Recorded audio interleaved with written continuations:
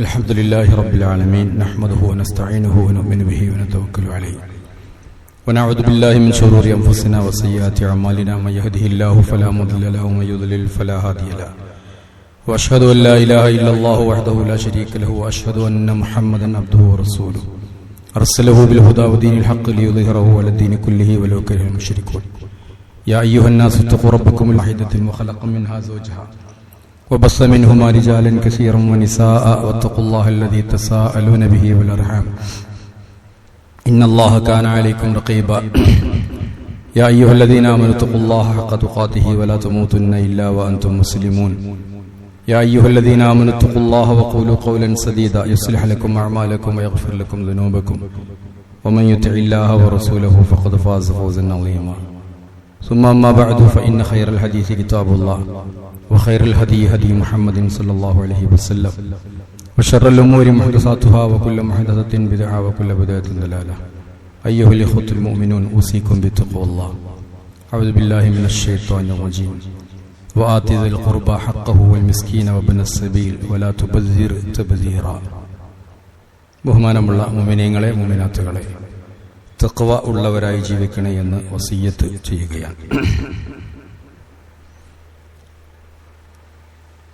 സൂറത്തുൻ നഹ്ലിലെ 90-ാമത്തെ ആയത്ത്. 3 കൽപ്പന, 3 വിരോധങ്ങൾ. അതിൽ 2 കാര്യം നമ്മൾ വിശദീകരിച്ചു. അദ്ല്, ഇഹ്സാൻ. 3-ാമതായി അള്ളാഹു പറയുന്ന ഒരു കൽപ്പനയാണ് വഈതാഇ ദിൽ ഖുർബ, അടുത്ത ബന്ധുക്കൾക്ക് കൊടുക്കുക എന്നത്. അടുത്ത ബന്ധുക്കൾക്ക് കൊടുക്കുക എന്നത് വലിയ പുണ്യമുള്ള കാര്യമാണ്. പ്രത്യേകിച്ചും മറ്റു പ്രതിഫലമൊന്നും ആഗ്രഹിക്കാതെ കൊടുക്കുക. കാര്യമായി ഉദ്ദേശിക്കുന്നത് സാമ്പത്തികമാണ്. ഈതാഉദിൽ ഖുർബ, അടുത്ത ബന്ധുക്കൾക്ക് സാമ്പത്തികമായ സഹായം ചെയ്യുക. അതുമാത്രമല്ല, അവരെ സഹായിക്കലും അവരോട് നല്ല വാക്ക് പറയലും അവരിലേക്ക് ഇഹ്സാൻ ചെയ്യലും ഒക്കെ ഈതാഉദിൽ ഖുർബയുടെ പരിധിയിൽപ്പെടും എന്നതാണ്. അവരുടെ അവകാശമാണത് എന്നാണ് ഞാൻ ഓതി കേൾപ്പിച്ച സൂറത്ത് ഇസ്രായിലെ ആയത്ത്.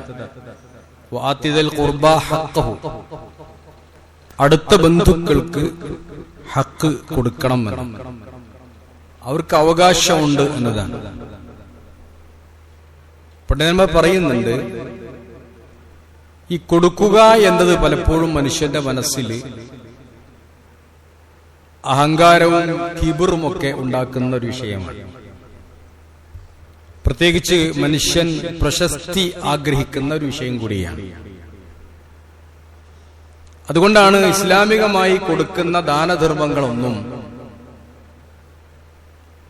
അങ്ങനെ പരസ്യമാക്കേണ്ടതില്ല. അതിൽ പ്രത്യേക ഖൈർ ഉണ്ടെങ്കിൽ മാത്രമേ പരസ്യപ്പെടുത്തേണ്ടതുള്ളൂ എന്നതാണ്. വലത്തെ കൈ കൊടുക്കുന്നത് ഇടത്തെ കൈ അറിയാൻ പാടില്ല എന്നതാണ്. പക്ഷെ നമുക്കൊക്കെ എന്തെങ്കിലും ചെയ്താൽ അത് മറ്റൊരാളെ അറിയിക്കാതിരുന്നാൽ ഒരു വലിയ വിഷമമാണ്. എങ്ങനെയെങ്കിലും അത് അറിയണം, നമ്മളത് ചെയ്യുന്നുണ്ട് എന്നറിയണം. പ്രത്യേകിച്ച് പൊതു കാര്യങ്ങളൊക്കെ. അതുകൊണ്ടൊരു ഉപകാരമുണ്ടാവട്ടെ എന്നതാണ് കുഴപ്പമില്ല, അതൊരു മാതൃകയാവട്ടെ എന്നാണ് കുഴപ്പമില്ല. ഞാൻ പറയില്ലേ, 2000 റുപ്യയുടെ അവാർഡ് കൊടുക്കാൻ 25,000 റുപ്യ ചെലവാക്കുന്നവരാണ് നമ്മളൊക്കെ. അതൊരു പ്രശസ്തിക്ക് വേണ്ടിയാണ്. പക്ഷെ ഖുർആൻ പറയുന്നത് യാതൊരു വിധത്തിലുമുള്ള പ്രശസ്തി ആഗ്രഹിക്കാതെ നമുക്ക് തന്നെ ആവശ്യമുള്ള സമയത്ത്, നമുക്ക് തന്നെ അതിനോട് ഇഷ്ടമുണ്ട്, ആ സമയത്ത് അവർ ഭക്ഷണം കൊടുക്കും. അന്നത്തെ കാലത്ത് പ്രധാനപ്പെട്ട സംഗതി ഭക്ഷണമാണ്. ഇന്നും അങ്ങനെ തന്നെ. മിസ്കീനം യതീമൻ വഅസീറ, പാവപ്പെട്ടവർക്ക് ആരപ്പെടും, അല്ലാത്തവരൊക്കെ പെടും. യതീമുകൾക്ക്, ബന്ധനസ്ഥർക്ക്. എന്നിട്ട് അവരുടെ മനസ്സ് അല്ലാഹു പറയുന്നുണ്ട്, ഇന്നമാ നുത്ഇമുക്കും ലിവജ്ഹില്ലാ, നിങ്ങൾക്ക് ഞാനിത് തരുന്നത് റബ്ബിന്റെ വജ്ഹ് മാത്രം ഉദ്ദേശിച്ചിട്ടാണ്. ലാ നുരീദു മിൻകും ജസാഅൻ വലാ ശുക്റ, നിങ്ങളിൽ നിന്ന് ഒരു നന്ദി വാക്ക് പോലും പ്രതീക്ഷിക്കുന്നില്ല എന്നതാണ്. ഇതാണ് ഒരു മുഅ്മിനിന്റെ ദാനം. അത് ആർക്ക് കൊടുത്താലും അങ്ങനെ തന്നെയാണ്. പക്ഷെ അടുത്ത ബന്ധുക്കൾക്ക് കൊടുത്താലോ, അടുത്ത ബന്ധുക്കൾക്ക് കൊടുത്താൽ അതില് ഇവന് പ്രത്യേകിച്ച് അഹങ്കരിക്കാൻ ഒന്നും ഉണ്ടാവില്ല, പ്രത്യേകിച്ച് പ്രതിഫലം കിട്ടൂല. ഈ അടുത്ത ബന്ധുക്കൾ എന്നും ഹിന്ദി എന്ന് പറയുന്ന ഒരു തത്വജ്ഞാനിയാണ്. മധ്യമ നൂറ്റാണ്ടിലൊക്കെ ജീവിച്ച ഒരാളാണ്. അദ്ദേഹം കുറെ തത്വങ്ങൾ പറഞ്ഞ കൂട്ടത്തിൽ ഒരു കാര്യം പറഞ്ഞത് അൽ അഖാരിബു എന്നാണ്. ഇസ്ലാമികമായിട്ട് ശരിയൊന്നുമല്ല. അഖാരിബ് എന്ന് പറഞ്ഞാല് കുടുംബക്കാർ, അഖാരിബ് എന്ന് പറഞ്ഞാൽ തേള്, അഖറബ് പറഞ്ഞ തേളാണ്. കുടുംബക്കാര് തേളുകളാണ് എന്ന് അദ്ദേഹത്തിന്റെ ഒരു വാക്കുണ്ട്, ഒരു തത്വചിന്തയാണ്. എന്ന് പറഞ്ഞാൽ കുടുംബക്കാരെപ്പോഴും ഇങ്ങനെ കുത്തി നോവിച്ചുകൊണ്ടിരിക്കും. അവർക്ക് നമ്മൾ കൊടുത്താലും അങ്ങനെ തന്നെയാണ്, കൊടുത്തിട്ടില്ലെങ്കിലും അങ്ങനെ തന്നെയാണ്. കൊടുത്തു എന്ന് കരുതിയിട്ട് പ്രത്യേക ബഹുമാനവും സ്നേഹവും ഒന്നും അവർക്ക് ഉണ്ടാവില്ല. കൊടുത്തില്ല എന്ന് കരുതിയിട്ട് പ്രത്യേക കാര്യങ്ങൾ അതും ഉണ്ടാവില്ല. അതുകൊണ്ടാണ് അടുത്ത കുടുംബക്കാർക്ക് കൊടുക്കണം, അതിൽ പ്രത്യേകതയുണ്ട് എന്ന് പറയാൻ കാര്യം. അവനാന്റെ പെങ്ങന്മാർക്കോ അവനാന്റെ എളാപ്പ മൂത്താപ്പന്മാർക്കൊക്കെ കൊടുത്തു കഴിഞ്ഞാല് അത് അവനാന്റെ അല്ലേ, ഓൻ തരേണ്ടതല്ലേ എന്നൊരു കാഴ്ചപ്പാടിൽ അങ്ങോട്ട് പോകും. അത് ഇവന് നല്ലതാണ്, ഇവനെ സംബന്ധിച്ചിടത്തോളം പ്രതിഫലം കിട്ടാൻ ഏറ്റവും നല്ലതാണ്. കാരണം ഇവനൊരു അഹങ്കാരം തോന്നൂല, ആരോട് എടുത്ത് പറഞ്ഞിട്ട് കാര്യമല്ല. ഞാൻ ആരോട് പറഞ്ഞാത്തോ പറയാ ഇജ്ജ് കൊടുക്കേണ്ടതന്നല്ലേ, നീ കൊടുക്കേണ്ടതല്ലേ എന്ന് പറഞ്ഞ കഴിഞ്ഞ വിഷയം. അതാണ് അതിന്റെ പ്രത്യേകത. രണ്ട് കാര്യം അതിലുണ്ട്. ഒന്ന് സിലത്തുർ റഹ്മ, കുടുംബ ബന്ധം പുലർത്തുക എന്ന ഒരു വലിയ കാര്യം അതിൽ ഉൾക്കൊണ്ടിട്ടുണ്ട്.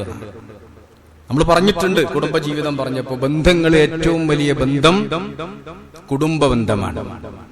തകർക്കുന്നതിൽ ഏറ്റവും കൂടുതൽ അള്ളാഹു പറഞ്ഞത്, ശിക്ഷ പറഞ്ഞത് കുടുംബ ബന്ധം മുറിക്കുന്നതാണ്. ലാ യദ്ഖുലുൽ ജന്നത ഖാതിഉ റഹ്മിൻ, കുടുംബ ബന്ധം മുറിക്കുന്ന ആള് സ്വർഗത്തിൽ പ്രവേശിക്കൂല, വ്യക്തമായിട്ട് പറഞ്ഞതാണ്. അപ്പോ ചേർത്തേണ്ട ബന്ധം ഈ ബന്ധമാണ്. നബി സല്ലല്ലാഹു അലൈഹി വസല്ലം അടുത്ത് വന്ന് ഒരാൾ പറയാ, ഞാൻ എന്റെ ഒരു കുടുംബക്കാരന് ഒരുപാട് ഉപകാരം ചെയ്യും, പക്ഷെ എത്ര ചെയ്താലും അയാൾ എന്നെ ഉപദ്രവിക്കും.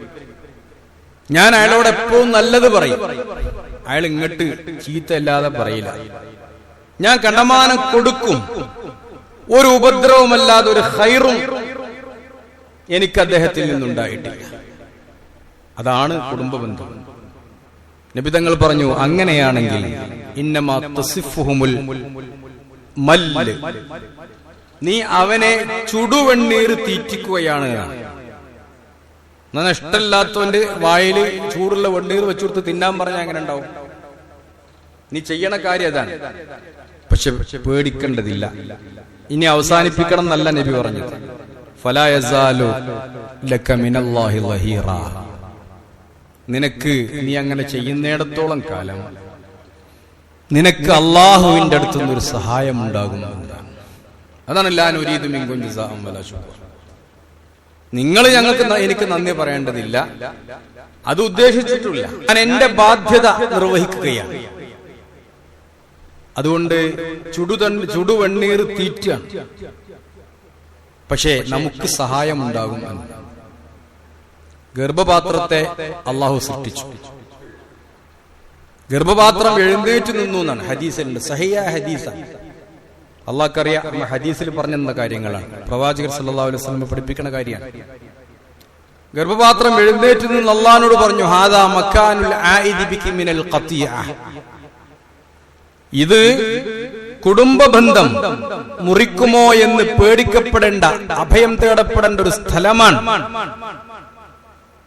പരാതി പറയാൻ കാരണം റഹ്മ, കുടുംബത്തിന് ഖുർആനിൽ പ്രയോഗിച്ചത് ഉലുൽ അർഹാം എന്നാണ്, റഹ്മുള്ളവർ. വത്തഖുല്ലാഹല്ലദീ തസാഅലൂന ബിഹി വൽ അർഹാം എന്നാണ് പല സ്ഥലത്തും ഖുർആൻ പ്രയോഗിച്ചിട്ടുണ്ട്. 11-ലധികം സ്ഥലത്ത് കുടുംബ ബന്ധങ്ങളെ കുറിച്ച് കൃത്യമായി ഖുർആൻ പറഞ്ഞിട്ടുണ്ട്. അപ്പൊ റഹ്മാണ്. റഹം എന്ന് പറഞ്ഞാൽ ഗർഭപാത്രം. ഗർഭപാത്രത്തിൽ നിന്ന് അടുത്തടുത്ത് വരുന്ന ആളുകളാണ് സഹോദരന്മാര്. അവ അങ്ങനെയാണ് കുടുംബങ്ങൾ ഉണ്ടാകുന്നത്. അപ്പൊ ഗർഭപാത്രം എന്ന് പറയാണ്. അപ്പൊ അല്ലാഹു തആല പറഞ്ഞു, പേടിക്കേണ്ടതില്ല. ഇന്നി അസ്ലുമൻ യസ്ലുക്കി വഅഖ്തഉ മൻ ഖതഅകി. പേടിക്കേണ്ടതില്ല. അല്ലാഹു പറയാ, ഗർഭപാത്രത്തോട് പറയാ, നീയുമായുള്ള ബന്ധം ചേർക്കുന്നവനോട് ഞാനും ബന്ധം പുലർത്തും. നീയുമായുള്ള ബന്ധം മുറിക്കുന്നവനോട് ഞാനും ബന്ധം മുറിക്കും. ഇത് ഗൗരവമുള്ളൊരു വാക്കാണ്. ഒരു കുടുംബ ബന്ധം മുറിച്ചാൽ നമുക്ക് നഷ്ടപ്പെടുന്നത് അള്ളാഹുവിന്റെ ഒരു സഹായമാണ്. ഒരിക്കലും ബർക്കത്തുണ്ടാവില്ല. കുടുംബത്തിൽ അങ്ങനെ നിൽക്കുന്നുണ്ടെങ്കിൽ ഒരിക്കലും ആ കുടുംബത്തിൽ ബർക്കത്തുണ്ടാവില്ല. കാരണം ഇവിടെ ജനിച്ചു വരുമ്പോ അള്ളാഹ് പറഞ്ഞ ഒരു കരാറാണ്. കുടുംബമായി ബന്ധപ്പെടേണ്ട ഈ ആളുകളോട് ബന്ധം മുറിച്ചാൽ അള്ളാഹുവിന്റെ സഹായം ഉണ്ടാവൂല. എന്നിട്ട് സൂറത്ത് മുഹമ്മദിലെ വചനം നബി സല്ലല്ലാഹു അലൈഹി വസല്ലം ഓതി കൊടുക്കുക. ഫഹൽ അസൈതും ഇൻ തവല്ലൈതും അൻ തുഫ്സിദു ഫിൽ അർളി വതുഖത്തിഉ അർഹാമകും ഉലൈക അല്ലദീന ലഅനഹുമുല്ലാഹ് ഫഅസമ്മഹും വഅഅമാ അബ്സാറഹും. എന്താ പറഞ്ഞു കൊടുക്കുന്നത്? ഈ ആയത്ത് ഓതി കൊടുക്കുന്നത്. ഫഹൽ അസൈതും, നിങ്ങളാകുമോ, ഇൻ തവല്ലൈതും, നിങ്ങൾക്ക് അധികാരം കിട്ടിയാൽ, നിങ്ങൾക്ക് ശേഷിയും ശേംഷിയും കഴിവും ഒക്കെ വരുമ്പോ, നിങ്ങൾക്ക് അധികാരങ്ങളും കഴിവുകളും ഒക്കെ ഉണ്ടാകുമ്പോ, അൻ തുഫ്സിദു ഫിൽ അർള്, ഭൂമിയിൽ നിങ്ങൾ കുഴപ്പമുണ്ടാക്കുമോ, വതുഖത്തിഉ അർഹാമകും, ആ ഭൂമിയിൽ കുഴപ്പമുണ്ടാക്കുന്നതിന്റെ ഒരു ഭാഗം നിങ്ങളുടെ കുടുംബ ബന്ധം നിങ്ങൾ മുറിക്കുമോ എന്നതാണ്. ഒരു മനുഷ്യന് സാമ്പത്തികമായി അഭിവൃദ്ധി വരുമ്പോൾ പലപ്പോഴും കുടുംബത്തിലെ പലരെയും കാണാതാവും. നമുക്കറിയാം, ഒരേ കുടുംബത്തിൽ തന്നെ നാട്ടുകാരോട് തെണ്ടി ജീവിക്കുന്ന ആളുകളുണ്ടാവും. അതേ കുടുംബത്തിൽ തന്നെ സ്വന്തം ജ്യേഷ്ഠനോ അനുജനോ ഒക്കെ സഹോദരന്മാര് വളരെ വളരെ സുഖലോലുപതയിൽ കഴിഞ്ഞു കൂടുന്ന ആളുകളുണ്ടാവും. ചിലപ്പോ പിന്നെ മതിലിന്റെ വലിപ്പം കൊണ്ട് അറിഞ്ഞോളണം എന്നില്ല. ഞാനിപ്പോ ഈ വിഷയം വായിച്ചു നോക്കുമ്പോ ഒരു പണ്ഡിതന്റെ ഒരു വചന ശ്രദ്ധയിൽപ്പെടുക. അദ്ദേഹം ജർമ്മനിയിലേക്ക് ഒരു കോൺഫറൻസിൽ പങ്കെടുക്കാൻ വേണ്ടി പോയപ്പോ ഹോട്ടലില് അദ്ദേഹത്തെ ശുശ്രൂഷിക്കാൻ വന്നെന്ന് പറഞ്ഞാല് ഹോട്ടലിൽ ഉണ്ടാവുമല്ലോ, എന്താ പറയാ, ബോയ് ഉണ്ടാവുമല്ലോ. അങ്ങനെ ആ ഹോട്ടലിൽ ഒരു ഗേളായിട്ട് വന്നത് ഒരു പെൺകുട്ടിയാണ്. ഒരു പാവപ്പെട്ട, അങ്ങനെ പരിചയപ്പെട്ടു. ചോദിച്ചറിഞ്ഞപ്പോ ചെറിയൊരു ശമ്പളം. പിന്നെ പെൺകുട്ടി പറഞ്ഞു, ഇത്ര വലിയൊരു ബിൽഡിംഗ് അങ്ങാടിയിലേക്ക് ചൂണ്ടിക്കാണിച്ചു കൊടുത്ത് പറഞ്ഞു, അതെന്റെ എളാപ്പാന്റെ ബിൽഡിംഗ് ആണ്. അഭിമാനത്തോടെ പെൺകുട്ടി പറഞ്ഞു എന്നാണ്.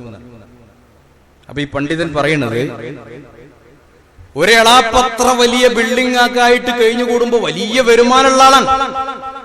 പക്ഷേ സ്വന്തം കുടുംബത്തിൽ ഒരു പെണ്ണ് വളരെ നിസ്സാരമായ, സ്വന്തം മക്കൾക്ക് ഇഷ്ടപ്പെടാത്ത, ഞാൻ ജോലി നിസ്സാരമാണെന്നല്ല പറയുന്നത് കേട്ടോ, നല്ല ജോലി തന്നെയാണ്. പക്ഷെ അവനാന്റെ കുടുംബത്തിൽ അങ്ങനെ സമ്മതിക്കുവോ? അങ്ങനത്തെ ഒരു ജോലിയാണ് ചെയ്യണത് എന്ന് അദ്ദേഹം രേഖപ്പെടുത്തിയതായി എന്റെ ശ്രദ്ധയിൽപ്പെട്ടു. നിങ്ങളുമായി പങ്കുവെച്ചു എന്ന് മാത്രം. നമ്മുടെ കുടുംബത്തിലും അങ്ങനെ കാണാൻ സാധിക്കും. സ്വന്തം ജ്യേഷ്ഠൻ സുഖലോലുപതയിൽ കഴിഞ്ഞുകൂടുമ്പോ അവിടെ അനുജനും അനുജന്റെ മക്കളൊക്കെ അന്യന്റെ വീട്ടിൽ പോയിട്ട് പാത്രം മൂറിയിട്ടും മറ്റും ജീവിക്കുന്ന കഥകള് നമുക്ക് കാണാൻ സാധിക്കും. അത് പാടില്ല. അതുകൊണ്ട് ബന്ധങ്ങള് ഒരിക്കലും നമ്മൾ മുറിക്കാൻ പാടില്ല. കുടുംബങ്ങളൊക്കെ ഒന്നാണ്. ആലോചിച്ചു, വാപ്പ, അറബി കുടുംബങ്ങൾ എന്ന് പറഞ്ഞാൽ ആരാണ്? വാപ്പ, ഇപ്പാപ്പ, അങ്ങനെ മേപ്പെട്ട്, മക്കള് ഇങ്ങനെ കീഴ്പ്പെട്ട്, എളാപ്പ, മൂത്താപ്പ, അങ്ങനെ, അമ്മാമന്മാര്, അതങ്ങനെ. ഇതാണല്ലോ കുടുംബം. എല്ലാവരും പാടെ കൂടുമ്പോ ഇമ്പം ഉണ്ടാകും എന്നതാണ് കുടുംബം എന്ന് പറയുന്നത്. അത് പടച്ചതമ്പുരാന്റെ നിരീക്ഷണത്തിന് വിധേയമാണ്.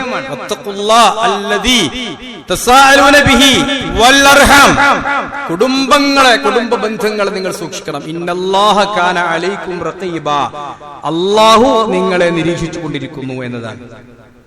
ആലോചിക്കൂ, കുടുംബത്തില് ആ കുടുംബം വാപ്പ, പ്രവാചകർ സല്ലല്ലാഹു അലൈഹി വസല്ലം ചോദിക്കാം, ഞാൻ ഒരിക്കൽ വിശദീകരിച്ചിട്ടുണ്ടാവും ചിലപ്പോൾ കുടുംബം പറഞ്ഞപ്പോൾ, മൻ അഹഖുൻ നാസി ബിഹുസ്നി സിഹാബതി, ഞാൻ ഏറ്റവും നന്നായി പെരുമാറേണ്ടത് ആരോടാ, ഏറ്റവും കൂടുതൽ എനിക്ക് ഹക്കുള്ളത്, ഇടപാടുള്ളത് ആരോടാണ്? ഖാല ഉമ്മുക, ഉമ്മയോടാണ്. സുമ്മമൻ, പിന്നാരോടാണ്? ഉമ്മുക, ഉമ്മയോട് തന്നെ. പിന്നാരോടാണ്?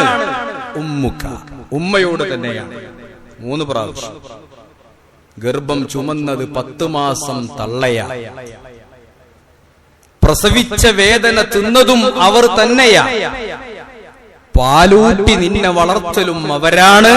ഈ 3 കാര്യം ഉപ്പയിൽ ഒഴിവാണ്. ഉപ്പാക്കില്ലാത്ത 3 പ്രത്യേകത ഉമ്മാക്ക്. ഉമ്മയാണ് ഗർഭം ചുമന്നത്, ഉമ്മയാണ് പ്രസവിച്ചത്, ഉമ്മയാണ് പാലൂട്ടി വളർത്തിയത്. നബി തങ്ങൾ പറഞ്ഞു, ഏറ്റവും നന്നായി പെരുമാറേണ്ടത് ഉമ്മയോടാണ്. ഉമ്മയോടാണ്, ഉമ്മയോടാണ്. പിന്നാരോടാണ്? അബൂക്ക്, നിന്റെ മാതാവിന്, നിന്റെ പിതാവിനോടാണ്. സുമ്മ അദ്നാക് ഫഅദ്നാക്, പിന്നെ അടുത്തടുത്തുള്ള ആളുകളോടാണ്. വാപ്പാന്റെ സ്ഥാനത്താണ് എളാപ്പ. അൽ അം സിൻഉൽ അബി എന്നാണ് ഹദീസിൽ. വാപ്പാന്റെ എണച്ചം പൊട്ട് അറിയില്ല, അങ്ങനെ തന്നെ പറയില്ല, എണച്ചം പൊട്ട് അറിയില്ല, എന്തെങ്കിലും മരമൊക്കെ വെച്ച അയമെന്ന് പൊട്ടിണ്ടാവും. അതേപോലെയാണ് വാപ്പാന്റെ എളാപ്പ എന്നുള്ളതാണ്. കാരണം എളാപ്പാര് വേണം. ഇന്നത്തെ പ്രശ്നം എന്താ അറിയോ, കുട്ടികളൊക്കെ ഇങ്ങനെ കേടുവരാൻ കാരണം ഒക്കെ ഇവനും എന്റെ മൊബൈലും എന്റെ വാപ്പയും ഉമ്മയായിട്ട് ഒതുങ്ങിക്കൂടാണ്. എളാപ്പാനെ പേടില്ല, മൂത്താപ്പാനെ പേടില്ല. നമ്മളൊക്കെ ചെറുപ്പത്തില് എല്ലാരും ഒരേപോലെ കണ്ടിരുന്നു. വാപ്പാനേക്കാളും പേടി കാരണം മൂത്താപ്പാനെ. ഒരാൾക്ക് കഴിയില്ലെങ്കിൽ മറ്റാളത് ഒരു പോയത്തക്കാരൻ വാപ്പയാണെങ്കിൽ എളാപ്പ നല്ല ഉഷാറുണ്ടാവും. എന്ത് കാര്യം ഉണ്ടെങ്കിലും വേറെ ആളാണ് കയറി ചെല്ലൂല. സ്വന്തം ജ്യേഷ്ഠനും അഞ്ചനും അതിനെ ഇറങ്ങി പുറപ്പെടും. ഒരു ധൈര്യമുണ്ടാകും. ഇന്ന് ആർക്കും അതില്ല. ആരും തമ്മിലും ഒരു ബന്ധങ്ങളും ഇല്ലാത്തൊരവസ്ഥയായി മാറിയിട്ടുണ്ട്. അത് മാറണമെന്നാണ് ഖുർആന്റെ കാഴ്ചപ്പാട്. അപ്പൊ എളാപ്പമാര് പിന്നെ വാപ്പാന്റെ സ്ഥാനത്താണ്. സഹോദരന്മാര് ഖുർആനിൽ ഒരുപാട് സ്ഥലത്ത് സൂചിപ്പിച്ചിട്ടുണ്ട് സഹോദരന്മാരെ പറ്റി. സഹോദര്യ ബന്ധം, ഇന്നമൽ മുഅ്മിനൂന ഇഖ്വ, മുഅ്മിനുകൾ മുഴുവനും സഹോദരന്മാരാണ്. ആ ഒരു ബന്ധം ഒരിക്കലും മുറിച്ചു കളയാൻ പാടില്ല. ആലോചിച്ചോക്കങ്ങള് ഖുർആനിൽ കാണാം, വൈലാ സമൂദ അഖാഹും സ്വാലിഹാ. സാലിഹ് നബിയിൽ വിശ്വസിച്ചിട്ടൊന്നുമില്ല. സാലിഹ് നബിയുടെ ഖൗമ് സാലിഹ് നബിയിൽ വിശ്വസിച്ചിട്ടില്ല. എന്നിട്ടും അവരെ പറഞ്ഞത് അഖാഹും, അവരുടെ സഹോദരൻ. വൈലാ സമൂദ അഖാഹും സ്വാലിഹാ, വൈലാ മദിയന അഖാഹും ശുഐബ, വൈലാ ആദിൻ അഖാഹും ഹൂദ. ഖുർആന്റെ പ്രയോഗമാണ്. കാരണം അവര് ധിക്കാരികളാണെങ്കിലും പോക്കിരികളാണെങ്കിലും സഹോദരന്മാര് തന്നെ. നമുക്ക് പറയില്ലേ, ചില മധ്യസ്ഥത്തിനൊക്കെ പോകുമ്പോ പറയും അത് ഓരോ ഒന്നാകും, അവസാനം ഓരോ ഒന്നായി കാരണം അതൊരു പേടിയാണ്. അവരൊന്നാകും, ഒന്നാകണം, വേണ്ട സമയത്ത് അതാകണം. സഹോദരന്മാര് പലപ്പോഴും അസൂയ വെക്കും സഹോദരന്മാർ തമ്മിൽ. അത് ഖുർആൻ പഠിപ്പിച്ചിട്ടുണ്ട്. യാക്കൂബ് നബി അലൈഹിസ്സലാമിന്റെ ആ മക്കള് യൂസുഫിനെ കൊണ്ടുപോകാനുള്ള കാരണം അസൂയയായിരുന്നു എന്നതാണ്. ഞങ്ങൾ ഇന്ന അബാനാ ലഫീ ളലാലിൻ മുബീൻ ലയൂസുഫു വഅഖൂഹു അഹബ്ബു ഇലാ അബീനാ മിന്നാ വനഹ്നു ഉസ്ബത്തുൻ. സഹോദരന്മാരിങ്ങനെ വാപ്പാക്ക് പ്രത്യേകമായി യൂസുഫിനോടും ബെന്യാമീനോടും സ്നേഹമുണ്ടായപ്പോ മറ്റുള്ളവർക്ക് ചെറിയ അസൂയ തോന്നി. പലപ്പോഴും സഹോദരന്മാരെ ഭിന്നിപ്പിക്കുന്നത് അസൂയയായിരിക്കും. ഇവരുള്ള പോലെ ജോലി മറ്റോനുണ്ടാവില്ല. ഇപ്പം ഗൾഫിലൊക്കെ പോയി നന്നായിട്ടുണ്ടാവും, മറ്റോ എന്നിറന്നിട്ട് അവനക്കൊന്നും ഉണ്ടാവില്ല. ഇപ്പൊ കൊടുത്തോട്ട് മതിയാവും ഉണ്ടാവില്ല. അങ്ങനെയാണ് സഹോദരന്മാർ തമ്മിൽ തെറ്റ, അല്ലെങ്കിൽ അസൂയായിരിക്കും. അതിന്റെയൊക്കെ ബന്ധങ്ങൾ പലപ്പോഴും വളാപ്പ മൂത്താപ്പന്മാര്, കുട്ടികളാവുമ്പോ തളാപ്പി മൂത്താപ്പയും, നമ്മളാവുമ്പോ കാരണന്മാരും ജ്യേഷ്ഠന്മാരും പിന്നെ അഞ്ചന്മാരൊക്കെ ആയി മാറി. എങ്ങനെയാ അത് മാറുന്നത്? മിക്കവാറും അതിന്റെ കാരണം അസൂയായിരിക്കും. ഓനുണ്ട്, നമുക്കില്ല. ഓൻ ആൺകുട്ടികളുടെ നമുക്ക് ആൺകുട്ടികളുടെ, ഒരു പെൺകുട്ടികളുടെ നമുക്ക് പെൺകുട്ടികൾ, ഇങ്ങനെയൊക്കെ ഇങ്ങനെ വരിക. അവന് നല്ല ജോലിയുണ്ട്, നമുക്ക് ജോലിയില്ല, ഇങ്ങനെയൊക്കെയാണ് വരിക. അപ്പോ അവിടെ തുടങ്ങാണ് ഈ യൂസുഫും സഹോദരനും വാപ്പാക്ക് ഞങ്ങളെക്കാൾ ഇഷ്ടമാണ് അവരെ രണ്ടാളും, അതുകൊണ്ട് ഉഖ്തുലു യൂസുഫ അവ ഇത്റഹുഹു അർളാ യഖ്ലു ലക്കും വജ്ഹു അബീകും വതകൂനു മിൻ ബഅദിഹി ഖൗമൻ സാലിഹീൻ. നിങ്ങൾ കൊണ്ടുപോയിട്ട് യൂസുഫിനെ കൊല്ലണം, അല്ലെങ്കിൽ എവിടെയെങ്കിലും കൊണ്ടുപോയി വലിച്ചെറിയണം, തീരുമാനിക്കാൻ. അതാണ് ആ സംഭവം. ഹാബീല് ഖാബീലിന്റെ സംഭവം ഖുർആൻ പറയുന്നുണ്ട്. വത്ലു അലൈഹിം നബഅ ഇബ്നൈ ആദമ ബിൽ ഹഖ്. ആദമിന്റെ 2 മക്കളാണ്, ഏകോദര സഹോദരന്മാർ. ഏക ഉദരം തന്നെ ഒരേ ഉദരത്തിലുള്ള, ഒരേ വയറ്റിൽ വന്ന 2 സഹോദരന്മാർ. ഇത് ഖറബാ ഖുർബാനൻ ഫതുഖബ്ബില മിൻ അഹദിഹിമാ വലം യുതഖബ്ബൽ മിനൽ ആഖർ. അവർ ഖുർബാൻ സമർപ്പിച്ചു. ചരിത്രത്തിൽ പറയുന്നുണ്ട്, ഒരു പെണ്ണിന്റെ പേരിലാണ് ഇത് ഉണ്ടായത്, സൗന്ദര്യത്തിന്റെ പേരിലാണ്, വിവാഹത്തിന്റെ പേരിലാണ്, അസൂയയാണ് ഉണ്ടായത്. അവന്റെ ഭാര്യ ഭംഗിയുണ്ടായിരുന്നു, എന്റെ ഭാര്യ ഭംഗിയില്ല. അതൊരു അസൂയക്ക് കാരണം. അവര് ഭംഗിയുണ്ട്, ഒരു ഭംഗിയില്ല. അവള് കെട്ടിക്കൊടുന്ന സ്ഥലം വലിയ സ്ഥലത്ത് കെട്ടിക്കൊടുക്കുന്നത് എന്റെ പണി, ഞാൻ പെണ്ണെട്ടിക്കൊടുന്നത് ഒരു പാവപ്പെട്ട് കൊടുക്കുന്നത്. അതുകൊണ്ട് ഇപ്പോൾക്ക് ഇവിടെ സുഖം. വെറുതെ അധിക കുടുംബ പ്രശ്നങ്ങളും ആലോചിച്ചിട്ടും പറഞ്ഞിട്ടുണ്ടാക്കേണ്ട യാഥാർത്ഥ്യം ഒന്നും ഉണ്ടാവില്ല. നോക്കിയിട്ടുണ്ടോ? അധികവും തെറ്റിദ്ധാരണയാണ്. അത് പരസ്പരം പറഞ്ഞു തീർക്കാൻ തയ്യാറാകും, അതുമില്ല. അങ്ങനെ അത് എവിടെ എത്തി? കൊലപാതകത്തിലേക്ക് എത്തി. അപ്പോഴും പറഞ്ഞു, ചെറിയ ആള് പറഞ്ഞു, ലൈം ബസത്ത ഇലയ്യ യദക്കലി തഖ്തുലനി മാ അന ബിബാസിത്തിൻ യദിയലി അഖ്തുലക ഇന്നി അഖാഫുല്ലാഹ റബ്ബൽ ആലമീൻ. മുത്തഖീങ്ങൾ എന്നെ സ്വീകരിക്കുള്ളൂ, നീ എന്നെ കൊല്ലാൻ കഴിവിട്ടൂല, എനിക്ക് അള്ളാനെ പേടിയാണ് എന്നൊക്കെ പറഞ്ഞിട്ട് ആ സംഭവം ഖുർആനിൽ പറയുന്നില്ല. അത് സഹോദരന്മാരെ, ആ സഹോദര്യ ബന്ധം ആലോചിച്ച് നോക്കൂ. മൂസാ നബി അലൈഹിസ്സലാമിനെ ഫിർഔന്റെ അടുത്തേക്ക് പറഞ്ഞേക്കാം. മൂസാ നബിക്ക് ചെറിയ പേടിയുണ്ട്. ആ ദഅവത്തിന് അനുയോജ്യമായിട്ട് മൂസാ നബി എന്താണ് പടച്ചവനോട് പറഞ്ഞത്? പടച്ചവനോട് പറഞ്ഞത്, എന്റെ സഹോദരനും വേണം. റബ്ബി ഇശ്റഹ് ലി സദ്രി വയസ്സിർ ലി അംരി വഹ്ലുൽ ഉഖ്ദതം മിൻ ലിസാനി യഫ്ഖഹു ഖൗലി. എനിക്കൊരു ഹൃദയവിശാലത തരണം.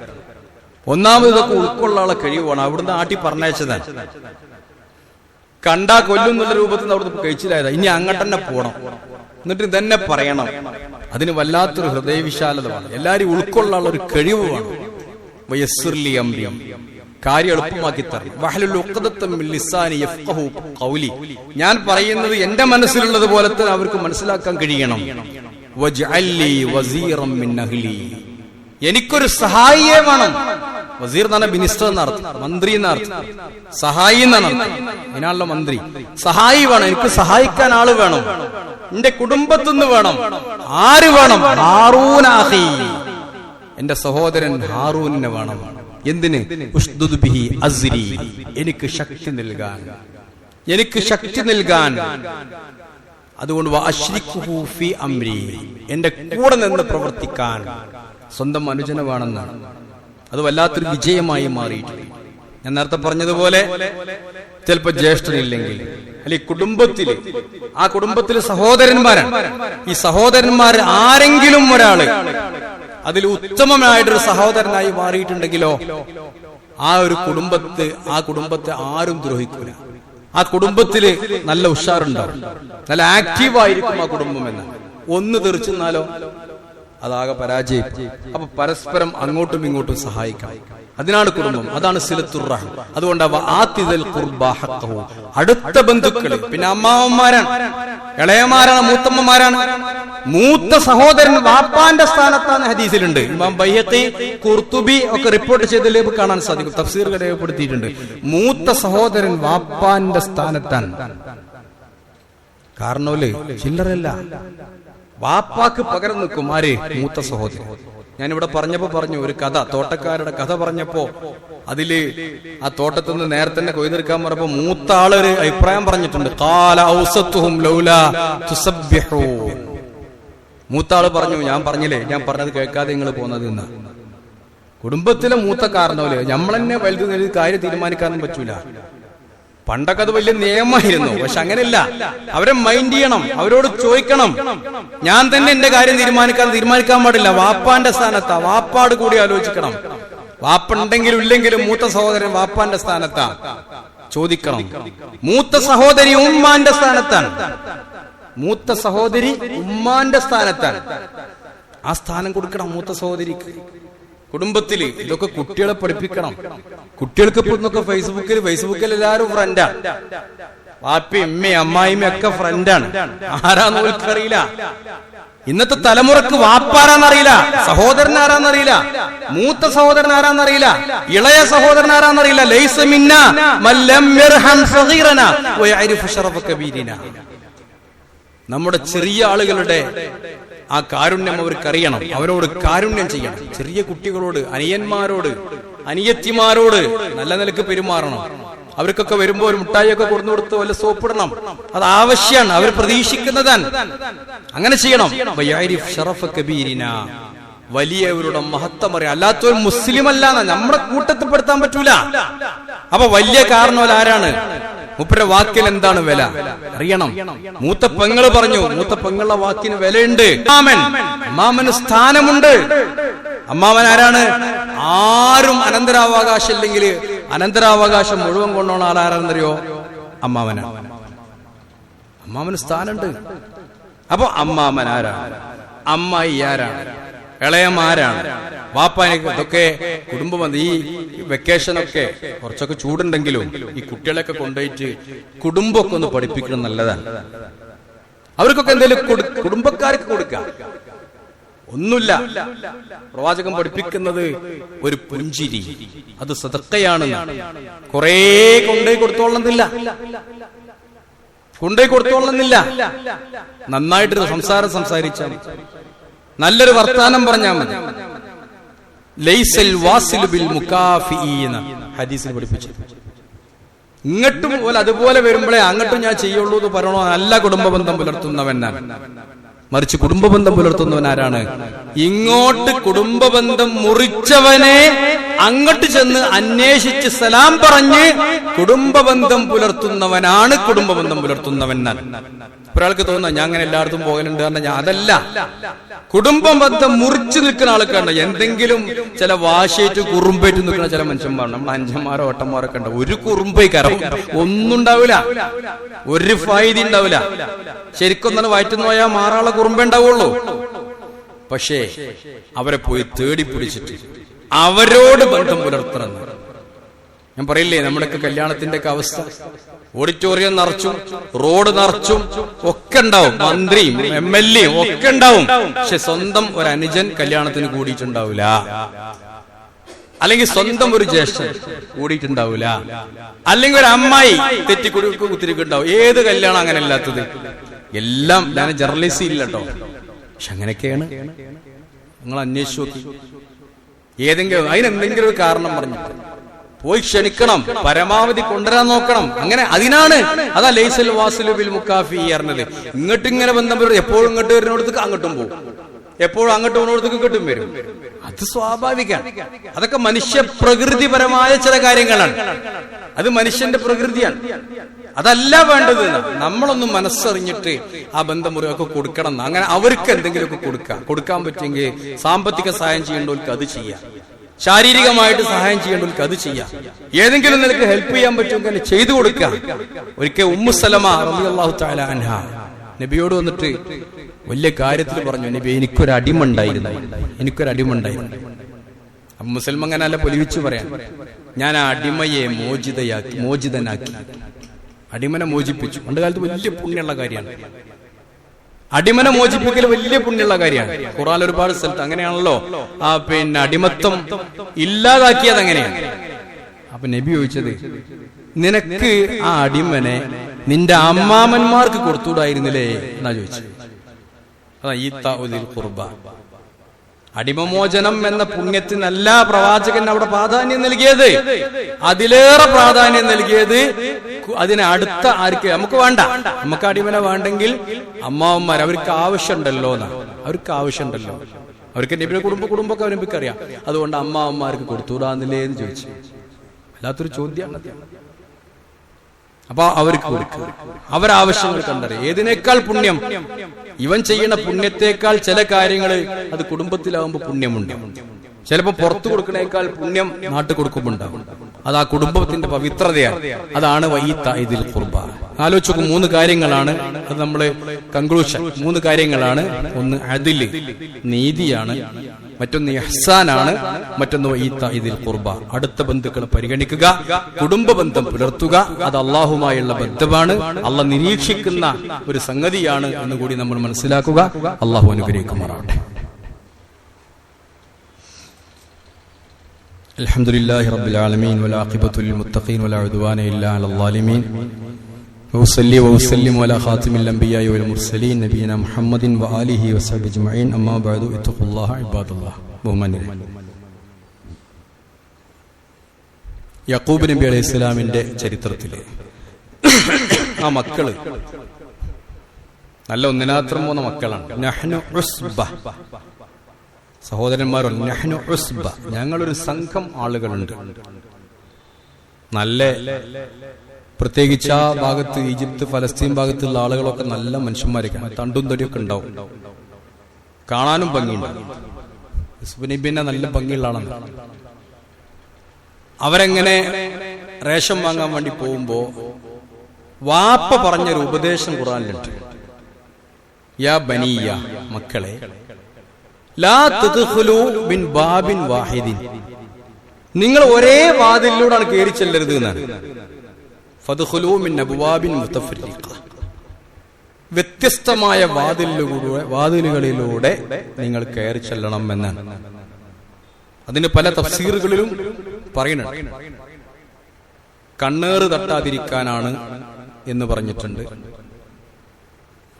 ഒന്നിച്ച് തണ്ടും തടിയുള്ള കുറച്ച് മനുഷ്യന്മാർ ഒന്നിച്ചാണ് കയറി ചെല്ലുമ്പോൾ അവിടെ ആകെ എന്തെങ്കിലും പ്രശ്നത്തിന് വന്നാണ് ചില വെടിയേക്കാനും കൊല്ലാനൊക്കെ സാധ്യതയുണ്ട് എന്ന് പറഞ്ഞാൽ അതൊരു സേഫ്റ്റിയാണ്, സേഫ്റ്റി പ്രശ്നമാണ്.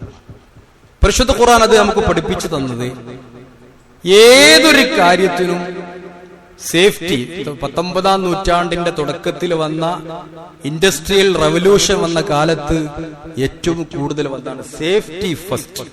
ലോകത്ത്, അള്ളാന്റെ ദുനിയാവില് എല്ലായിടത്തും പാലിക്കപ്പെടുന്ന ഒരു കാര്യമാണ് സേഫ്റ്റി ഫസ്റ്റ്. ആദ്യം സുരക്ഷ, എല്ലാ വിഷയത്തിലും. നിങ്ങൾ ആലോചിച്ചു, നമ്മുടെ നാട്ടില് ഇപ്പൊ കഴിഞ്ഞ വെള്ളിയാഴ്ചക്ക് ശേഷം എത്ര അപകടങ്ങളാണ് നടന്നത്. തൊട്ടടുത്ത പ്രദേശം പാങ്ങില് അധ്യാപകർ ഒന്നിച്ച് വാഹനാപകടത്തിൽപ്പെട്ടു. അല്ലാഹു തആല അവർക്കൊക്കെ പരലോകം, മോക്ഷവും അതുപോലെ തന്നെ കുടുംബങ്ങൾക്ക് ക്ഷമയും ഒക്കെ പ്രദാനം ചെയ്യുമാറാകട്ടെ. വെടിക്കെട്ട് അപകടത്തിൽ കഴിഞ്ഞ വർഷവും അതേപോലെ ഉണ്ട്. കുറച്ചു മുമ്പ് തമിഴ്നാട്ടിൽ ഒന്നിൽ നിന്നും മനുഷ്യന്മാർ പാഠം ഉൾക്കൊള്ളുന്നില്ല. ഇന്നും ഇന്നലെയൊക്കെ മെനിഞ്ഞാന്നൊക്കെ ആയിട്ട് പത്രങ്ങള് ചർച്ച ചെയ്യുന്ന വിഷയം അന്വേഷിച്ചുകൊണ്ടിരിക്കാൻ. എന്തുകൊണ്ട് ആ വളവിൽ നിന്ന്, എത്രാം വളവിൽ നിന്ന് 13-ാം വളവിൽ നിന്ന് ആ വാഹനം താഴേക്ക് പോകണം. സേഫ്റ്റി കാര്യങ്ങളിൽ നമ്മൾ വളരെ പിന്നിലാണെന്ന് അവരൊക്കെ പറഞ്ഞു. എല്ലാ വിദഗ്ധന്മാരും പറഞ്ഞിട്ടുള്ളത് സേഫ്റ്റി എന്ന വിഷയത്തില് നമ്മൾ ഒരിക്കലും പാഠം ഉൾക്കൊള്ളുന്നില്ല. ഒന്നുകിൽ അതിസാഹസികത. ഞാൻ കഴിഞ്ഞ ആഴ്ച അത് സൂചിപ്പിച്ചു. അതിസാഹസികതയാണ് പലപ്പോഴും കാണിക്കാൻ പോകുന്നത്. ബാരിക്കേഡുകളൊക്കെ മുറിച്ചു കിടക്കുക, എവിടെങ്കിലും ഇറങ്ങരുത് എന്ന് എഴുതിയിട്ടുണ്ടെങ്കിൽ അവിടെ പോയി ഇറങ്ങുക. അതുപോലെ തന്നെ ഡ്രൈവർമാരുടെ എക്സ്പീരിയൻസ് നമ്മളൊന്നും ശ്രദ്ധിക്കൂല. വണ്ടി ഓടിക്കുന്നവരൊക്കെ ഡ്രൈവറാണ്. ഞാൻ പറയുന്നുണ്ട്, ഉളുഹിയത്ത് ഞാൻ പറയാൻ പോകുന്നുണ്ട്. ഉളുഹിയത്തിന്റെ അന്ന് അറക്കുന്നവരൊക്കെ അറിവേറാന്നറിയില്ലേ? അങ്ങനെയല്ല. വണ്ടി കയറിയാലൊക്കെ, അതിൽ ആര് കയറിയാലും വണ്ടി പോകും. അതിന് എക്സ്പീരിയൻസ്. ഒരു ഡോക്ടർ ആലോചിച്ചു, 95 വയസ്സായ ഒരു ഡോക്ടറും ആശുപത്രിയിൽ പോയിട്ട് ചികിത്സ ചെയ്യുന്നുണ്ടെങ്കിൽ നമ്മൾ പറയല് പ്രാക്ടീസ് ചെയ്യാനാ പറയാം അല്ലെ. 95 വയസ്സായിട്ട് പ്രാക്ടീസ് ചെയ്യല, കാരണം അത് തികയിലില്ല, പ്രാക്ടീസാണ്. ഒരു ഡ്രൈവറും അങ്ങനെ തന്നെയാണ്. ലോകത്തുള്ള അപകടങ്ങളെ കുറിച്ച് ആലോചിച്ച് നോക്കൂ. ഏറ്റവും എക്സ്പെർട്ട് അപകടം സംഭവിച്ചിട്ടുണ്ടാകുക ഏറ്റവും എക്സ്പെർട്ടായ ഡ്രൈവർ, പൈലറ്റ് ഏറ്റവും എക്സ്പെർട്ടായിരിക്കും, ചില്ലറക്കാരല്ല. അങ്ങനത്തോടത്ത് തീരെ പരിചയമില്ലാത്ത ആളുകൾ ഒരു വളവ് കയറുമ്പോ ഇവിടെ നിന്ന് ആലോചിക്കണം, അത് ഞാൻ എങ്ങനെ കയറ്റും, അഥവാ എന്തെങ്കിലും സംഭവിച്ചാൽ അതിന് ഞാൻ എന്ത് നിലപാട് സ്വീകരിക്കുമെന്ന ഉറച്ച തീരുമാനം. ഇന്നലെ RTO ഉൾപ്പെടെയുള്ള ആളുകൾ അതാണ് സംബന്ധിച്ച് ചർച്ച ചെയ്യണത്. ഞാൻ ഈ വളവ് കയറിപ്പോകുമ്പോ എനിക്ക് എന്തെങ്കിലും സംഭവിച്ചാൽ ഞാൻ എങ്ങനെ ഇവിടെ വണ്ടി കൺട്രോൾ ചെയ്യുമെന്നൊരു ചിന്തയുണ്ടെങ്കിലേ ആ വളവ് കയറിപ്പോകാൻ പാടുള്ളൂ എന്നതാണ്. എഞ്ചിൻ ബ്രേക്കിംഗ് എല്ലാവർക്കും അറിയുന്നത് തന്നെയാണ്. എഞ്ചിൻ ബ്രേക്കിംഗ് അതുപോലെ തന്നെ വാഹനത്തിന്റെ കാര്യം എല്ലാവർക്കും അറിയാം. ഞാൻ പറയുന്നത് അറിയാത്ത പ്രശ്നമല്ല. ഖുർആൻ പറയുന്നുണ്ട്, ലഹറൽ ഫസാദു ഫിൽ ബർരി വൽ ബഹർ ബിമാ കസബത് ഐദിൻ നാസ്. എന്തൊക്കെ ഫസാദ് ഉണ്ടാകുന്നുണ്ടെങ്കിലും അതൊക്കെ ജനങ്ങളുടെ കൈ കൊണ്ടുണ്ടാകുന്നതാണ്, ജനങ്ങളുടെ അശ്രദ്ധയാണ്. അതുകൊണ്ട് നമ്മളൊക്കെ, ഞാൻ കഴിഞ്ഞ ആഴ്ച പറഞ്ഞത് ഒന്നും കൂടി ആവർത്തിക്കാം, ഫസ്തഖിം കമാ ഉമിർത, പറയണത് കേട്ട് ജീവിക്കുക എന്നുള്ളതാണ്. പക്ഷെ നമ്മളൊക്കെ അഭിമാനമാണ്, എല്ലാറ്റിലും നമ്മള് മുന്നിലാണ്. എന്നാൽ ഈ ഒരു സേഫ്റ്റി വിഷയത്തിൽ പാലിക്കാറില്ല. ആ നിർദ്ദേശങ്ങൾ പാലിക്കുക. ഇന്നത് ചെയ്യാതെ അപകടം ഉണ്ടാകും. ഒരു ബോട്ട് കയറാണ്, എല്ലാവരോടും ഇരിക്കണം എന്ന് പറഞ്ഞാൽ ഇരിക്കൂല, നിക്കണം എന്ന് പറഞ്ഞാൽ നിൽക്കൂല, അല്ലെങ്കിൽ കയറരുത് പറഞ്ഞാൽ സമ്മതിക്കൂല. നിയമലംഘനത്തിനാണ് നമ്മളൊക്കെ എപ്പോഴും പ്രാധാന്യം കൊടുക്കുന്നത്. എന്നിട്ടോ ആഴ്ചകൾ ആലോചിക്കും, ഈ ആഴ്ച ഫുള്ള് പത്രങ്ങളിൽ എന്തൊക്കെ പ്രശ്നങ്ങളാണ്. ഉഷ്ണം, ഒരാൾ മരിച്ചിട്ടുണ്ട്, പേപ്പർ ഫുള്ളതാണ്. പേപ്പർ വായിക്കൂലല്ലോ. ഒരു 30 വയസ്സ് താഴെ ഒരു മനുഷ്യൻ പേപ്പർ വായിക്കില്ല എന്ന് പറഞ്ഞു. ഈ യൂട്യൂബിൽ എന്തെങ്കിലുമൊക്കെ കാണും, കാര്യം മനസ്സിലാക്കൂല. ഉഷ്ണം കൊണ്ടൊരാൾ മരിച്ചു, അതിശക്തമാണ് ഉഷ്ണം, അതിശക്തമാണ്, 40-ലധികം. അതുകൊണ്ട് വെള്ളം കുടിക്കണം. 11 മണി മുതൽ 3 മണി വരെ ഡയറക്റ്റ് വെയിൽ കൊള്ളാൻ പാടില്ല. ഇതൊക്കെ അറിഞ്ഞാലും ഒരു കൂസലില്ലാതെയാണ് ആളുകളെ കാട്ടി. നിർബന്ധ സാഹചര്യത്തിലാണ് ഞാൻ പറയുന്നത്. അതുപോലെ വൈദ്യുതി ആഘാതങ്ങൾ എത്രയാണ് ഉണ്ടാകുന്നത്. ഈ ചൂടുകാലത്ത് തീയ്, അവിടെ നമ്മൾ ശ്രദ്ധിക്കൂല. അപ്പൊ ഇതിനൊക്കെ ഒരു മുഅ്മിൻ എന്ന നിലക്ക് പരിശുദ്ധ ഖുർആൻ ഇത്തരം കാര്യമൊക്കെ നമ്മളെ പഠിപ്പിക്കുന്നത് നമ്മൾ അതീവ ശ്രദ്ധാലുക്കളാകണം എന്നതാണ്. അതീവ ശ്രദ്ധ ഉണ്ടാവും. ഒരു മുഅ്മിനെ 2 പ്രാവശ്യം ഒരു മാളത്തിൽ നിന്ന് പാമ്പ് കടിക്കൂല. അത് വേറൊന്നാണ്. ഉഷ്ണമായി പാമ്പ് കടി, എത്ര 3-4 മരിച്ചത്. ഇതൊക്കെ അറിഞ്ഞുകൊണ്ട് അങ്ങനെ ഓരോന്നോരോന്ന് അറിയാണ്. പാമ്പ് കടിച്ചു മരിക്കുക, എല്ലാ സൗകര്യവും ആന്റിവനം ഹോസ്പിറ്റലിലൊക്കെ ഉണ്ട്.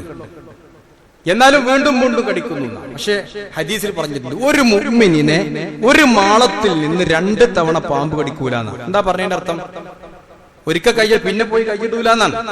ആലോചിക്കുമ്പോൾ 2 അല്ല 16 തവണ കടിച്ചാലും അതിൽ തന്നെ പോയി കൈയിടുന്ന ആൾക്കാരെ നമ്മുടെ നാട്ടിലാണ്. തീരെ ചിന്തിക്കുന്നില്ല. ഇതൊക്കെ പണ്ടൊക്കെ അവിടെ ഇവിടെ കേട്ടിരുന്നത് ഇന്ന് നമ്മുടെ കുടുംബത്തിൽ എത്തിയിരിക്കാൻ അല്ലേ? പണ്ടൊക്കെ ഇങ്ങനത്തെ സംഭവം എവിടെയെങ്കിലും ഒന്നേ കേൾക്കുള്ളൂ. ഇപ്പൊ നമ്മുടെ ചുറ്റുഭാഗത്ത്, നമ്മുടെ അയൽവാസികൾ, നമ്മുടെ ഭാഗത്ത്, നമ്മുടെ കുടുംബങ്ങളിൽ ഒക്കെ ഇങ്ങനെ സംഭവിച്ചുകൊണ്ടിരിക്കുക. അപ്പൊ മനുഷ്യരൊക്കെ ഏതോ ഒരു ലോകത്ത് ജീവിക്കാൻ ശ്രദ്ധ എന്ന് പറയുന്നതില്ല. അപ്പോ യാക്കൂബ് നബി പറഞ്ഞ ആ കാര്യം ഓർമ്മ വന്നപ്പോ കൂട്ടത്ത് പറഞ്ഞു തരാണ്. ആ മക്കളുണ്ടല്ലോ, ആ സഹോദരന്മാര് ഒന്നിച്ചു നിന്ന് ഒറ്റക്കെട്ടായി നിന്ന ആ മനുഷ്യന്മാര്, അവരോട് യാക്കൂബ് നബി പറഞ്ഞ പ്രായം ചെന്ന മനുഷ്യൻ കൊടുത്ത ഉപദേശമാണ് എന്തേ, നിങ്ങൾ ഒരു വാതിൽ കൂടെ ഒറ്റക്ക് ഒന്നിച്ചു പോകരുത്, മാറി മാറി പോകണം. അതൊരു സേഫ്റ്റിയാണ്. നിങ്ങൾക്ക് സേഫ്റ്റിയാണ്, ആ സ്ഥാനത്തിന് സേഫ്റ്റിയാണ്, രാജ്യത്തിന് സേഫ്റ്റിയാണ്. അതുകൊണ്ട് സേഫ്റ്റി ഉപദേശങ്ങൾ ഒരിക്കലും മറികടക്കരുതേ. ഫസ്തഖിം കമാ ഉമിർത, നിയമം അനുസരിച്ച് ജീവിക്കുക എന്നത് നമ്മുടെ മക്കളെ നമ്മൾ പഠിപ്പിക്കണം. കൂട്ടത്തിൽ സൂചിപ്പിക്കട്ടെ, 5, 6, 7 ക്ലാസ്സിലെ കുട്ടികൾക്കുള്ള ഒരു വൺ ഡേ, ഒരു തഫവ്വുഖ് എന്ന പേരിൽ ഒരു ദിവസത്തെ ഒരു ക്യാമ്പ് കരിങ്ങനാട് സെൽഫിയയിൽ വെച്ച് നടത്താൻ തീരുമാനിച്ചിട്ടുണ്ട്. അടുത്ത 3-ാം തീയതിയാണ്. അതിന്റെ നോട്ടീസ് ഇവിടെ താഴത്തുണ്ട്, നിങ്ങൾക്ക് ബന്ധപ്പെടാവുന്നതാണ്. രക്ഷിതാക്കൾക്കും ആ ക്ലാസ്സിൽ ഇരിക്കാവുന്നതാണ്. വേനൽക്കാലത്ത് എന്തെങ്കിലുമൊക്കെ കുട്ടികൾക്ക് കൊടുക്കാം. മറ്റൊരു കാര്യം, നേരത്തെ പറഞ്ഞ ഉളുഹിയ്യത്തിന്റെ കാര്യമാണ്. നമ്മുടെ പള്ളിയിൽ ഉളുഹിയ്യത്ത് ഷെയർ ചെയ്തിട്ട് കഴിഞ്ഞ പ്രാവശ്യം 10,000 റുപ്യായിരുന്നു ഒരു ഷെയറിന് വാങ്ങിയിരുന്നത്. ഇപ്രാവശ്യം ചിലപ്പം കൂടാൻ സാധ്യതയുണ്ട് എന്ന് അറിയിച്ചിട്ടുണ്ട്. ആവശ്യക്കാര്, താല്പര്യമുള്ള ആളുകള് ഇവിടെ കമ്മിറ്റിയുമായി ബന്ധപ്പെടുക. പിന്നെ ഒരു കാര്യം, ഇന്ന് നമ്മുടെ പള്ളിയിലേക്കുള്ള കലക്ഷൻ സ്വീകരിക്കുന്നു. അതിലും എല്ലാവരും സഹകരിക്കുക. അള്ളാഹു അനുഗ്രഹിക്കുമാറാവട്ടെ. اللهم اغفر للمؤمنين والمؤمنات والمسلمين والمسلمات الأحياء منهم والأموات إنك مجيب الدعوات وقاضي الحاجات. ربنا ظلمنا أنفسنا وإن لم تغفر لنا وترحمنا لنكونن من الخاسرين. اللهم أعز الإسلام والمسلمين وأذل الشرك والمشركين ودمر أعداءك أعداء الدين. ربنا هب لنا من أزواجنا وذرياتنا قرة أعين واجعلنا للمتقين إماما. اللهم آت أنفسنا تقواها وزكها أنت خير من زكاها أنت وليها ومولاها يا رب العالمين. اللهم ربنا آتنا في الدنيا حسنة وفي الآخرة حسنة وقنا عذاب النار. ربنا اغفر لنا ولإخواننا الذين سبقونا بالإيمان ولا تجعل في قلوبنا غلا للذين آمنوا ربنا إنك رؤوف رحيم.